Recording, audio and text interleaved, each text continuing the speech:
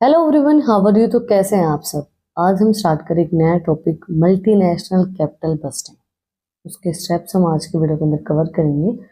हमारी जो previous video थी उसके अंदर में cost of capital in MNCs को कंप्लीट किया था। अगर आपने वो वीडियो नहीं देखी है तो उसका जो लिंक है वो डिस्क्रिप्शन के अंदर है, आप लोग जाके चेक कर सकते हैं।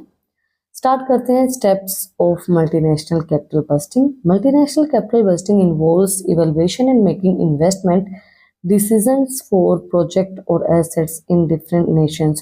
The process can be complex due to the various factors that need to considered and including exchange rate risk, political stability and international regulations. Here are the steps involved in the multinational capital busting. Multinational capital busting के अंदर involvement होती है भाई आप किस तरीके से investment decision लेते हैं अपने प्रोजेक्ट के लिए, अपने एसेट्स के लिए, करेंसीज के लिए नेशन के अंदर। तो वो सब चीज़ें भाई आप इन्वेस्टमेंट डिसीजन किस तरीके से ले रहे हैं बाहर, आप किस तरीके से कैपिटल को अपने बजट के अंदर कैपिटल बस्टिंग के थ्रू आप अपनी मल्टीनेशनल कोई भी कंट्री के अंदर कहीं भी आप अपने पैसे को इन्वेस्ट कर रहे हैं तो उसके अंदर बहुत सी चीज़ें कंसिडर की जाती हैं। जैसे भाई एक्सचेंज रेट क्या चल रहा है, अभी उसका रिस्क है, पॉलिटिकल स्टेबिलिटी का रिस्क है, इंटरनेशनल रेगुलेशंस का रिस्क है। तो हमें कुछ स्टेप दिए गए जो मल्टीनेशनल कैपिटल बस्टिंग के अंदर इन्वॉल्व किए जाते हैं। तो firstly project identification, the process being with the identifying likely assets, projects or options in the other nation. These projects should be aligned with the firm's strategic goals and through plans. देखो सबसे पहले हम project को identify करेंगे, भाई project हमारा क्या है, किस तरीके से काम करेगा, ऑप्शंस हमारे पास क्या है, अदर नेशन के पास क्या है। तो प्रोजेक्ट जो हमारा वो बिल्कुल अलाइन होना चाहिए अपनी फर्म स्ट्रेटेजिक गोल के अकॉर्डिंगली होना चाहिए। भाई ये हमारी फर्म का गोल है, इस तरीके से हमें ग्रोथ करनी है, उसके अकॉर्डिंगली हम प्रोजेक्ट को पूरा आइडेंटिफाई करेंगे। देन कैश फ्लो स्टेटमेंट हम देखेंगे, estimate the cash flow associated with each investment project over its expected life plans, and this include forecasting revenue, expenses and any expected capital expenditure, considered local currency cash flow and their potential conversions to the firm reporting currency. Cash flow देखेंगे, हमारा cash का inflow कितना है, outflow कितना है, उसके accordingly फिर हम इन्वेस्टमेंट करेंगे ना भाई। कि पहले देखो, पहले हमने प्रोजेक्ट को आइडेंटिफाई किया कि भाई हमारी कितनी ग्रोथ होगी अगर हम इस प्रोजेक्ट के अंदर कैपिटल इन्वेस्ट करते हैं। उसके बाद अपना कैश देखेंगे, भाई हमारे एक्सपेंसेस कितने, रेवेन्यू कितना आ रहा है, हमारे पास कितना कैश आ रहा है, कितना कैश जा रहा है, उसका एस्टिमेशन लगाएंगे। फिर उसके अकॉर्डिंगली हम काम करेंगे। देन हम रिस्क को देखेंगे कि जो हम इन्वेस्टमेंट कर रहे हैं उसके अंदर कितना रिस्क है। Risk assessment, evaluate the various risk associated with each project. These may include currency exchange rate, political, economical, regulatories, and market risk. Assess the impact of these risks on the cash flow of the project. उसके बाद हम जो risk है हमारा, भाई currency exchange rate change होता रहता है, उसका रिस्क है। पॉलिटिकल रिस्क है, पॉलिटिकल जो हमारे इकोनॉमिकल रिस्क है, इकोनॉमिक कंडीशन अच्छी नहीं दूसरी कंट्री की एक्सचेंज रेट के ऊपर, एंड एक्सचेंज जब आप कर रहे हैं। मार्केट रिस्क है, मार्केट के अंदर चीज़ें बढ़ रही हैं, घट रही हैं, तो हम उस रिस्क को देखेंगे अपने बजट के अकॉर्डिंगली, अपने कैश फ्लो के accordingly. Then currency risk management, develop strategy to manage currency exchange rate risk. This may involve using financial tools like forward contract or options to hedge against adverse currency moves.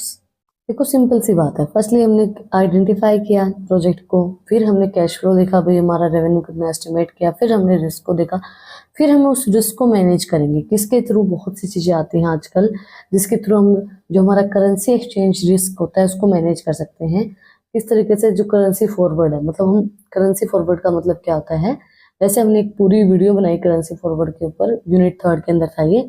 उसका मतलब होता है कि हम एक contract कर लें, एक एग्रीमेंट कर लें कि भाई आज के दिन हमने एग्रीमेंट किया इस रेट के ऊपर, अभी करेंसी रेट इतना है, मुझे अभी करेंसी एक्सचेंज नहीं करनी है, मुझे इस डेट के ऊपर करेंसी एक्सचेंज करनी है, बट इसी रेट के ऊपर करनी है। तो वो हमें कॉन्ट्रैक्ट करते हैं ताकि हमें करेंसी का जो रिस्क होता है भाई, एक्सचेंज रेट ऊपर नीचे होते रहते हैं, वो ना हो। बहुत सी चीज़ें आ गई हैं, हेडजिंग आ गई है, तो इनके हेल्प से हम करेंसी एक्सचेंज जो हमारा रिस्क है उसको मैनेज कर सकते हैं। Then cost of capital determination, determine the right cost of capital for each project, consideration nation specific factors such as nation risk premiums, influence rate and the cost of debt और the equity in the local market. उसके बाद हम capital determine करेंगे, भाई कितनी है, cost of date कितने होंगे, कॉस्ट ऑफ इक्विटी कितने है, लोकल मार्केट के अंदर कितना है, कौन सा इन्फ्लुएंस करेगा उस रेट को, रिस्क प्रीमियम कौन सा है, वो सब चीज़ें हम अपने प्रोजेक्ट के लिए कंसिडर करेंगे। नेक्स्ट है discounted cash flow analysis, calculate the net present value और the other appropriate financial metrics for each project using the estimated cash flow and the cost of capital, discount cash flow to the present value in the reporting currency। उसके बाद हम calculate करके देखेंगे हमारी net present value को कि भाई अभी नेट प्रेजेंटली हमारे पास कितनी वैल्यू फाइनेंशियल कितना हमारे पास है। फिर हम प्रोजेक्ट का एस्टिमेटेड लगाएंगे भाई कैश फ्लो हमारा कितना हो सकता है, कॉस्ट ऑफ कैपिटल हमारे पास कितनी है। देन हम डिस्काउंट कैश फ्लो जो हमारी प्रेजेंट वैल्यू है उसके अकॉर्डिंगली फिर अपनी जो भी रिपोर्टिंग करेंसी है उसके अकॉर्डिंगली हम सेट करेंगे। Then sensitivity analysis, performance sensitivity analysis to assess how change in key variable such as exchange rate, interest rate or sales volume impact the project financial viability. This help in the understanding the project's robustness in the different scenarios।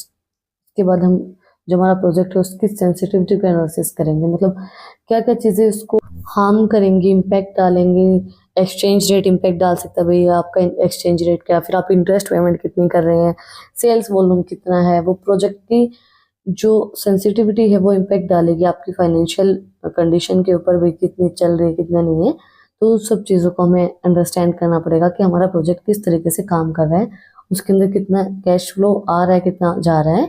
Then ranking and projections, rank the investment project based on their NPV net present value और the other relevant financial metrics, projects that offer the highest returns relative to their risk. उसके बाद rank डालना, मतलब एक rank देना अपने project को कि भाई हमारी जो नेट प्रेजेंट वैल्यू उसके अकॉर्डिंगली हमारे प्रोजेक्ट की क्या रैंक रहेगी, फाइनेंशियल मैट्रिक्स क्या है। देन फिर अपने प्रोजेक्ट को देखना, प्रोजेक्शन को देखना कि भाई हाईएस्ट रिटर्न आप कितना कमा सकते हैं रिस्क उठाने के बाद। मतलब ये नहीं था कि इतना अगर हम रिस्क उठाएं तो इतना रिटर्न हमें मिल जाएगा, तो वो आपके ऊपर डिपेंड करता है कि आप कितना रिस्क उठा पाते हैं, कितना रिस्क बेयर कर पाते हैं।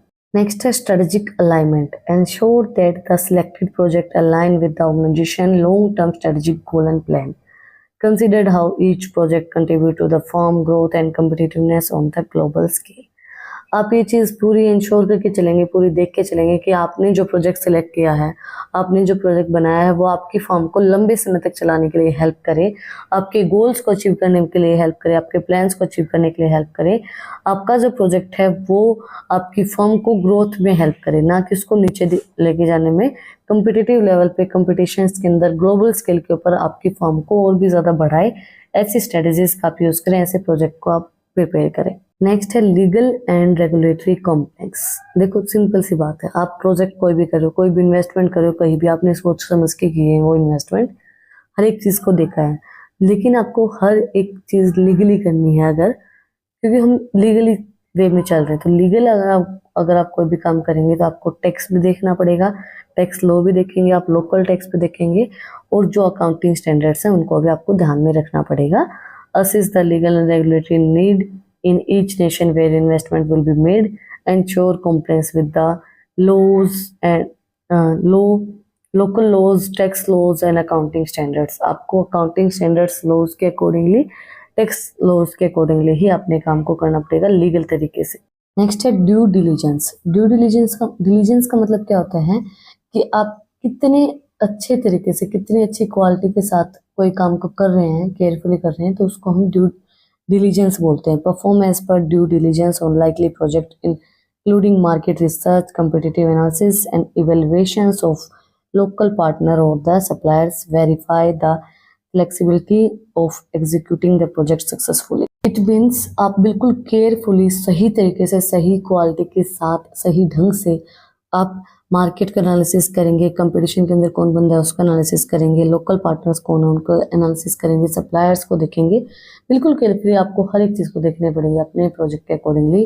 नेक्स्ट है investment decision, make informed investment finding based on the result of the analysis, proves project that meet the firm financial criteria and the strategic goal. इसके बाद हम अपना इन्वेस्टमेंट का डिसीजन लेंगे कि भाई हमें इस प्रोजेक्ट के अंदर इन्वेस्टमेंट करनी है नहीं करनी है, हम अपने फाइनेंशियल गोल को अचीव कर पाएंगे या नहीं कर पाएंगे, हमारा स्ट्रेटेजिक गोल क्या है। फिर उसके अकॉर्डिंगली हम अपना इन्वेस्टमेंट का डिसीजन लेंगे। Then monitoring and control, execute a system for monitoring and managing the performance of global project, always track actual cash flow, compare then the with the projection and adjust charges are as needed. इसके बाद हम देखेंगे कि भाई हमारी monitor करके देखेंगे कि हमारी परफॉर्मेंस जो है ग्लोबल जो प्रोजेक्ट है उसकी कैसी है, उसको मैनेज करेंगे, देखेंगे हमारा कैश फ्लो एक्चुअली क्या है, किस तरीके से हमारा प्रोजेक्ट चल रहा है, सब चीज़ों को मैनेज करके चलेंगे, मॉनिटर करेंगे, पूरी हर एक चीज़ पे नज़र रखेंगे कि भाई क्या है, किस चीज़ को हमें एडजस्ट करना है, किस चीज़ को एडजस्ट नहीं करना है, स्ट्रेटजीज के अंदर क्या क्या एडजस्टमेंट की ज़रूरत है, क्या क्या चेंजेस करने की ज़रूरत है, वो सब चीज़ें हम देखेंगे। Then reporting and communication, communicate the result of the multinational capital busting analysis to key stakeholders including senior management and the board of director, provides regulatory updates on the gain and performance of the global investment। इसके बाद हम सारी reporting provide करवाएंगे, भाई हमारा capital कितना है multinational capital budgeting के अंदर, शेयर होल्डर्स को बताएंगे, सीनियर मैनेजर्स को बताएंगे, बोर्ड ऑफ डायरेक्टर को बताएंगे कि हमारा प्रोजेक्ट किस तरीके से हमें रिजल्ट प्रोवाइड करवा रहा है, क्या सब चीज़ें चल रही हैं, और जो भी अपडेट्स हैं, हमें गेन हो रहा है, लॉस हो रहा है, वो सब अपडेट्स हम उनको प्रोवाइड करवाएंगे। Then post investment evaluation, after projects are executed conduct post investment evaluation to assess whether the executive returns and goals are being meet, make critical adjustment it diversifications occurs. उसके बाद हमारी जो भी post इवेल्युएशंस हैं, उसके बाद investment करने के बाद वो सब चीज़ें हम देखेंगे। मतलब इन्वेस्टमेंट करने से पहले, आफ्टर प्रोजेक्ट्स आर एग्जीक्यूटेड, हमने प्रोजेक्ट एग्जीक्यूट नहीं किया उससे पहले हम अपनी जो इन्वेस्टमेंट इवेल्युएशन है असेस करके देखेंगे भाई कितना रिटर्न हमें मिलेगा, हम एक्सपेक्टेड कितना कर रहे हैं। हम देखो कोई भी इन्वेस्टमेंट करते हैं तो हम पहले एक्सपेक्टेड करके चलते हैं कि भाई हमें इतना रिटर्न मिलना चाहिए, इतना रिटर्न हमें मिलेगा। तो वो सब चीज़ें हम देखेंगे कि भाई हमारी पोस्ट इन्वेस्टमेंट इवेल्युएशन क्या रहेगी, हम इतना सोच के चल रहे तो इतना हमें मिलेगा नहीं मिलेगा, सारी इवेल्युएशन हम करके देखेंगे। अगर पहले किसी ने इन्वेस्टमेंट की है इस चीज़ के अंदर तो उसको कितना रिटर्न मिला है, वो सब चीज़ें देख के, सारी चीज़ें चेक करके हम इन्वेस्टमेंट करते हैं। इसी के साथ आज का जो हमारा टॉपिक है steps of multinational capital budgeting वो कंप्लीट हो गया है। अगर आपने यहाँ तक वीडियो को देखा है तो प्लीज़ सब्सक्राइब के बटन पे एक मुक्का मार दो और बेल आइकन प्रेस करो ताकि जो सबसे पहली अपडेट है वो आप लोगों के पास आए। और अगर आपको किसी भी और सब्जेक्ट के नोट्स चाहिए और अगर आपको इन सब्जेक्ट की, इन टॉपिक्स की PDF चाहिए तो टेलीग्राम चैनल का लिंक भी डिस्क्रिप्शन में है, वहाँ पर जाके आप मुझे सब्सक्राइब कर सकते हैं। और भी इंटरेस्टिंग रील्स को देखने के लिए इंस्टाग्राम चैनल का लिंक भी डिस्क्रिप्शन में है, वहाँ पर जाके आप मुझे फॉलो कर सकते हैं। फिर मिलते हैं एक नई वीडियो के साथ, एक नए टॉपिक के साथ। Like, share and subscribe. Thank you for watching my video and enjoy your life.